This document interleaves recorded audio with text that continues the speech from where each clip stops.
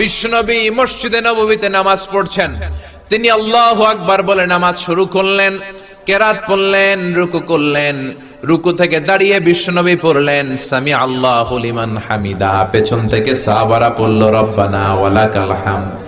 এক সাহাবী বাড়িয়ে অতিরিক্ত পড়লেন হামদান কাসীরান তাইয়িবান মুবারাকান ফি, ফিসফিসি আওয়াজে পড়ার কারণে বিশ্বনবীর কানে এটা চলে এসেছে।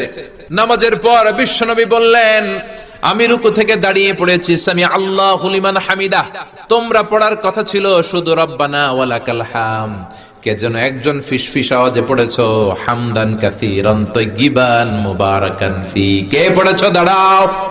কোন সাহাবী দাঁড়ায় না, ভয়ে। বিশ্বনবী অভয় দিয়ে বললেন কিছু বলবো না, কে পড়েছো? দাঁড়াও। এক সাহাবী দাঁড়িয়ে বললেন ও নবী আমি পড়েছি। বিশ্বনবী বললেন এটা তো আমি শিখাই নাই, কই পাইলা, কেন পড়ছো? সাহাবী বলে নবী গো, আল্লাহর তাসবিহ অল্প পড়লে আমার পোষায় না, এই জন্য আমি একটু বাড়িয়ে পড়েছি। আল্লাহু আকবার।